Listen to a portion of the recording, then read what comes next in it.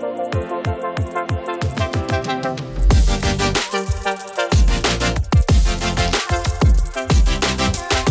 à tous, j'espère que vous allez bien, que vous avez passé une très bonne semaine de trading. Donc en fait, on va faire comme d'habitude, on va regarder au niveau des indices américains pour voir qu'est-ce qui s'est passé cette semaine. Donc on va commencer par le S&P 500. Donc là, vous pouvez constater cette semaine que nous avons fait donc un nouveau plus haut sur les marchés US. Vous pouvez voir que là, vous voyez, on est allé tester ici, ici, ici et ici le haut de la trendline, de la ligne de tendance, et on a clôturé au-dessus vendredi, donc avec la bougie hebdomadaire, parce que là, on est sur le portrait hebdomadaire. Ce qui fait que là, actuellement, nous sommes en train donc de tester pareil un niveau de résistance avec le RSI. Donc là, vous voyez, on a eu des divergences bien évidemment pendant les semaines précédentes en faisant des nouveaux plus hauts. Vous voyez, ici, on avait un RSI assez important. Le deuxième plus haut, on a fait un RSI, donc il y a une divergence au niveau du RSI. Et là, en fait, on a continué à faire des divergences. Là, pour l'instant, vous voyez, on est quand même à égale distance par rapport à l'ancien plus haut. Donc, bon, on va voir si on arrive à casser cette ligne ici. Ce serait intéressant de voir ça pour la semaine prochaine. Pour l'instant, on a quand même clôturé au-dessus de la ligne de tendance ici, ce qui est pour l'instant un signe plutôt à la hausse. Donc, on va regarder au niveau du daily, par exemple.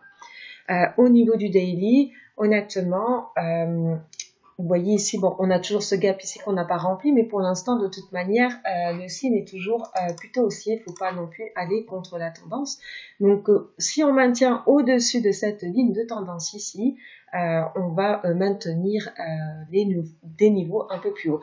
C'est vrai que quand vous voyez, c'est un exemple, c'est vrai que là, par exemple, on n'a pas de résistance au-dessus, donc c'est parfois compliqué de savoir où ça va aller, où on peut avoir un niveau de résistance. On peut rajouter des points pivots dans ces conditions, par exemple. Vous voyez que la résistance 2 se trouve aux alentours de 3190. Bon, ça c'est au niveau de la semaine, donc c'est vrai que ça peut être assez haut, mais si on regarde au niveau du daily, le R1 se trouve à peu près à 3105,30. Donc là, ça peut être peut-être une résistance à ce moment-là. Donc tant qu'on maintient, excusez-moi, je vais enlever ça. Tant qu'on maintient au-dessus, de toute manière, on peut avoir un niveau de résistance vers ici. Donc sachez que il y a des chances vers les alentours de 3087, qui est le dernier 7/8e, pardon, qui est un, comme on dit, Jess Livermore dit que c'est le 7/8e le plus cher au monde, c'est-à-dire l'avant-dernier 8e, donc qui se traduit par 87, donc 3087, on peut avoir un ralentissement à ce niveau-là avant d'arriver au chiffre psychologique. Donc des fois, il est mieux de sortir bien évidemment avant le chiffre psychologique au dernier 7/8e. Donc ça, c'est au niveau du S&P 500. On peut même regarder en parallèle pour ce qui est du VIX. Par exemple, attendez, je vais juste enlever les points pivots à ce niveau-là. Vous pouvez voir que on peut regarder ça ensemble de toute manière. Vous voyez que le niveau support 1 au niveau des points pivots était un niveau de support assez important les semaines précédentes. Vous pouvez constater ça. Là, finalement, on a cassé cette semaine. Donc, c'est quand même, ça fait un moment qu'on n'a pas cassé un support 1. Donc, c'est quand même très intéressant à regarder. Il en est de même, là, vous voyez actuellement dans le Fear and Greed Index, on est dans le Extreme Greed, donc un peu dans l'euphorie. Vous pouvez voir même que le put-call ratio est quand même très très bas, donc c'est normal, on est dans l'euphorie, donc le put-call ratio est très bas. De toute manière, les extreme greed sont, c'est un peu comme du RSI, c'est entre aux alentours de 70 et 80. Vous voyez, on peut descendre un tout petit peu. Vous voyez ici entre 60 et 80. Vous voyez, ce sont des zones à peu près de retournement, mais on peut passer au-dessus de 80 et s'approcher même de 100. Vous voyez, comme en fin 2017. Donc, on peut rester en extreme greed pendant un moment, comme on peut rester en zone overbought sur le RSI pendant un moment. Vous voyez, en 2017, on peut même comparer, par exemple, sur le S&P 500. On revient tout de suite. Donc, vous voyez, on peut retourner en arrière. Vous voyez, la fin de l'année 2017, on a continué de monter. Le RSI est resté quand même pendant un moment, jusqu'à janvier, fin janvier. Donc, on peut rester dans cette zone-là aussi pendant un moment. C'est pas forcément un seul indicateur en tant que pardon, excusez-moi. On n'utilise pas forcément juste cet indicateur pour trader non plus. C'est juste une indication supplémentaire. Donc, voilà. Ensuite, si on regarde au niveau du VIX de nouveau, alors au niveau du VIX, vous voyez ici qu'on a une zone donc de support assez importante. Si on regarde au niveau du weekly, vous voyez ici que c'est quand même une zone de seuil en fait, vous voyez, de manière assez importante. Même, vous voyez ici par exemple, ça c'était fin 2017 comme on parlait précédemment au niveau du Fear and Greed. On est quand même resté dans la zone à peu près de 10 à 12,5 pendant un certain temps. Donc là, ça se peut qu'on refasse un petit peu la même chose aussi, qu'on répète le même pattern. Donc on va voir. Donc de toute manière, tant que ça peut rester un moment dans cette zone ici, c'est une zone de seuil sur les marchés. Donc voilà, c'est intéressant de suivre ça également. Ensuite, au niveau du Dow Jones, alors au niveau du Dow Jones, là vous pouvez donc constater au niveau du Dow Jones que on est en train de casser ici une résistance, on est allé tester ici, et là on est en train de casser, on peut regarder au niveau du daily, pardon, à quelques reprises on est allé tester, donc c'est vrai que si on passe au niveau au-dessus de cette résistance-là, on pourrait donc aller toucher la trendline qui se trouve au-dessus, donc vous voyez la trendline qui se trouve ici, donc aller tester le haut de la trendline. Donc ça, c'est au niveau du Dow Jones. Bon, comparé aux autres indices, il n'a pas forcément fait de nouveau plus haut encore, un peu plus de difficultés. Bon, après, il faut savoir aussi qu'il n'y a que 30 entreprises dedans, donc si une entreprise va pas forcément bien, il va être beaucoup plus sensible par rapport à la variation de cette entreprise-là que par rapport aux autres indices, parce qu'en plus, la façon dont c'est calculé n'est pas exactement la même que les autres indices. Donc voilà au niveau du Dow Jones. Si on regarde au niveau du small cap, le small cap, alors, donc là, vous voyez, on est allé tester donc le niveau de résistance, vous voyez ici, résistance, résistance, résistance, résistance, et là, on en rentre dans ce niveau de résistance ici. Ce qui est intéressant de voir, c'est qu'on a quand même cassé la ligne de tendance ici, on a clôturé au-dessus vendredi, ce qui est quand même assez intéressant. Vous pouvez même voir au niveau du weekly, donc au niveau de la ligne de tendance, hein, voilà. On a quand même un minimum de points, donc voilà ici, on a clôturé au-dessus, le volume est quand même assez intéressant, on arrive dans une zone de résistance au niveau du RSI également, donc c'est vrai que si on arrive à casser cette zone-là avec la même force, vous voyez la zone de résistance ici, on pourrait éventuellement aller chercher donc, excusez-moi, chercher le prochain niveau plus haut de résistance. Okay. Donc là on va regarder les secteurs assez importants donc du S&P 500 qui est le secteur technologique. Donc là, vous pouvez constater au niveau du secteur technologique, moi j'ai essayé d'aller toucher le plus de points possible pour avoir un niveau, vous voyez, un niveau de résistance un peu plus haut sur la ligne de tendance. Donc là, on a bien cassé la résistance qui se trouve ici, qu'on est allé tester à quelques reprises. On l'a cassé avec du volume assez important. Donc maintenant, si on maintient toujours au-dessus, on a un bon potentiel d'aller toucher le haut de la ligne. Donc les techs sont en feu. D'ailleurs, on peut regarder individuellement, rapidement, Apple qui est une fraction assez importante du secteur technologique. Vous pouvez voir que Apple, depuis qu'on a cassé les anciens plus hauts ici, il fait que monter. Bien évidemment, certains vont se trouver pas forcément confortables à acheter à ces niveaux prix de là, ce qui est tout à fait pour moi aussi peut être logique là, parce que personnellement je ne suis pas à l'aise d'acheter ces niveaux-là non plus. Je préfère aller trader d'autres stocks avec des niveaux qui n'ont pas fait forcément de niveaux plus hauts. Mais bon, chacun a sa façon de trader et trouve ce qui est confortable pour soi-même. Donc là, bon ben on continue, on re-rentre dans une zone de surachat.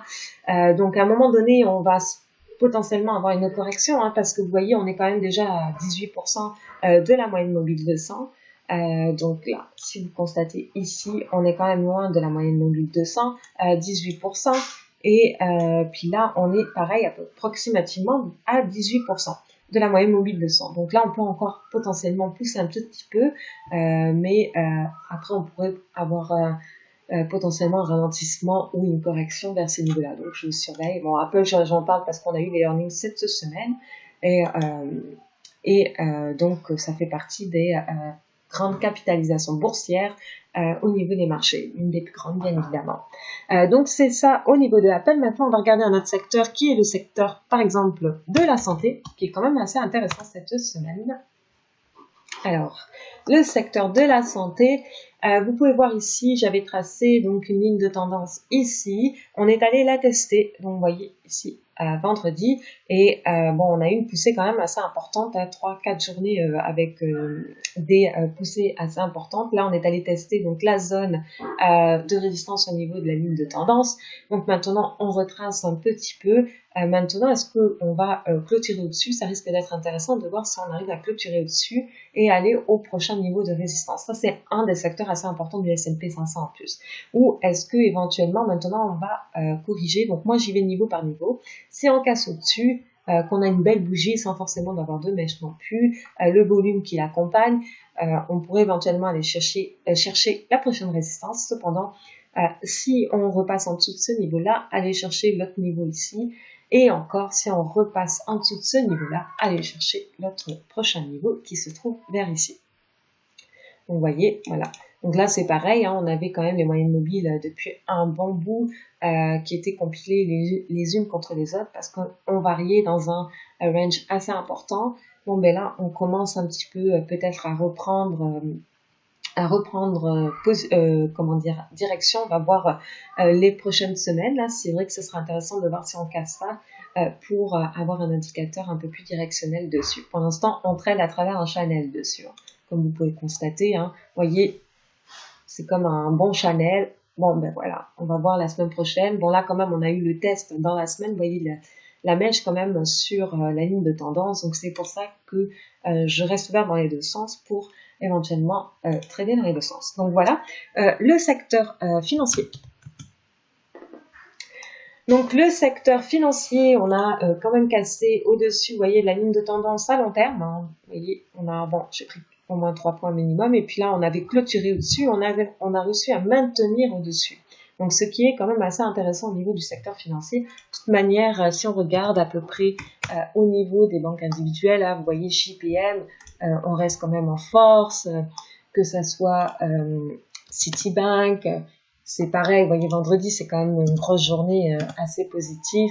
Bon, Bank of America a un peu de difficulté, Wells Fargo, regardez ça, un peu plus de difficulté aussi, hein, vous voyez, au niveau de vendredi, bon, peut-être parce qu'il arrive à un niveau de résistance ici, mais bon, de manière générale, on arrive quand même, vous voyez, ouais, un niveau de résistance sur Wells Fargo. Mais si on revient au niveau du secteur, pour l'instant, on a quand même réussi à casser cette ligne ici, ce wedge, qui était assez important. Donc maintenant, on va voir si on arrive à maintenir au-dessus. Donc là, c'est pareil, hein. Il y en a potentiellement qui vont pas forcément acheter à ce niveau-là ou qui auraient dû acheter plus dans le pullback. Personnellement, bon, je ne traite pas forcément en ce moment trop les financières, mais je vérifie quand on va rentrer dans une zone de surachat pour trader le plus sensible, comme Bank of America par exemple, pour aller le shorter. Vous voyez, ici, on était dans une zone de surachat. Finalement, on a retracé. Donc là, j'essaie de voir si on peut retester une deuxième fois cette zone de surachat. Ça serait assez intéressant. D'ailleurs, on peut aller voir. Vous voyez, ici, on est peut-être dans des niveaux de résistance aussi. Hein, vous voyez, ici. Donc, on pourrait potentiellement maintenant aller chercher le niveau de résistance un peu plus haut ici. Donc, maintenant, à voir quand on arrive dans cette zone-là, qu'est-ce que ça va faire. Vous voyez, pareil, on passe au-dessus au niveau du RSI, on casse au-dessus, hein, vous voyez, si je trace une petite ligne, ici, on a quand même réussi à casser pratiquement au-dessus. Bon, donc, on va voir si pareil, si on se maintient dessus pour aller chercher même au niveau du weekly la zone de surachat. Donc, c'est à voir au niveau des financières. Si on regarde cette semaine le gold, je suis rentrée en position dans le gold, on avait une belle zone de compression ici. On a cassé au-dessus de la zone de compression. Donc là, j'ai dessiné une première zone aux alentours de 1530, 1535 et une zone un peu plus haut entre 1550 et 55. Vous voyez, par exemple, l'ancien wedge qu'on a eu, c'était ici, vous voyez à peu près le même pattern, les moyennes mobiles qui se compilent les unes contre l'autre, le wedge qui rétrécit et la cassure. Donc là, ça ressemble un petit peu à la même chose. Après, on est allé quand même de chercher 200 points, vous voyez, sur la ligne d'info. Donc une poussée de 18%. Donc bien évidemment, à terme, j'aimerais voir si on arrive à casser cette résistance ici pour aller chercher les 1600 également. Donc ça, c'est au niveau du gold. Si je regarde après dans les stocks individuels, McDo, je regarde McDo. Pourquoi? Ben là, McDo a déjà pas mal corrigé, hein, comme vous pouvez voir. On était loin de la moyenne mobile 200 aussi, donc on a eu une petite correction au niveau du prix. On est allé la retracer à travers celle-ci. Maintenant, on maintient en dessous. Donc là, on a eu le phénomène de dead cat bounce. On a eu une chute assez brutale. On a rebondi. Et là, ce que j'aimerais, c'est qu'on arrive à aller tester cette zone ici. Et quand on ira tester cette zone ici, je vais regarder à vendre des puts à ce moment-là. Parce qu'on aura déjà pas mal corrigé sur le stock. Donc je vais voir ça. Donc j'aimerais aller tester cette zone-là et clôturer au-dessus de cette zone-là. Donc voilà. Twitter, c'est pareil. Un peu dans la même dynamique. Hein. On a eu les earnings. Ça a été, la réaction a été plutôt mauvaise. On est même passé en dessous de la moyenne mobile de 100, donc ce qui n'est pas forcément très très bon à long terme pour le stock pour l'instant. Mais là, ce que j'aimerais, c'est qu'on reteste cette zone ici de support et si on arrive à retester et reclôturer au-dessus, je vais regarder pour vendre des puts à ce moment-là. Sinon, potentiellement, si on casse en dessous de cette zone-là, aller chercher la prochaine zone. Donc, je vendrai des calls dans ce moment-là.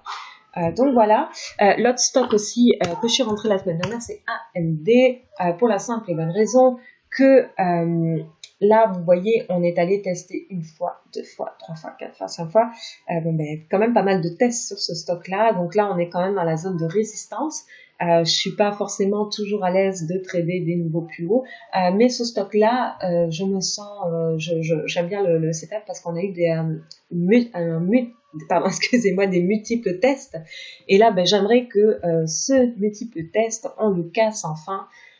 Donc c'est à voir. Si on regarde au niveau du weekly, on est quand même mieux que les fois précédentes, hein, parce qu'ici, vous voyez, on a encore quand même les mèches qui étaient à l'intérieur, que là, on a clôturé avec une belle bougie haussière. Donc AMD, qui fait partie du secteur, par exemple, semi-conducteur, hein, donc tout ce qui est les micropuces, là, électronique, c'est quand même un secteur très volatile quand même, à terme, un peu comme le secteur technologique, beaucoup plus, ce sont des secteurs très cycliques. Donc là, vous voyez quand même une belle poussée éventuellement sur ce stock-là.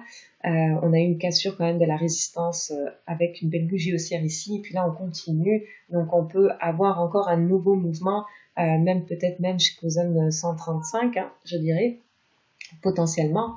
Si on trace une ligne ici de tendance, on peut regarder ça ensemble rapidement pour voir qu'est-ce que ça donne.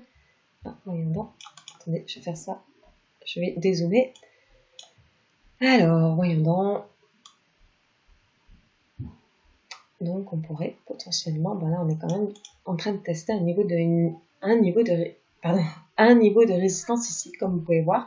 Donc là, c'est pareil, si on casse ici, ça risque d'être assez intéressant. Donc voilà, donc ça, c'est ce que je surveille cette semaine. Donc c'est tout pour cette semaine.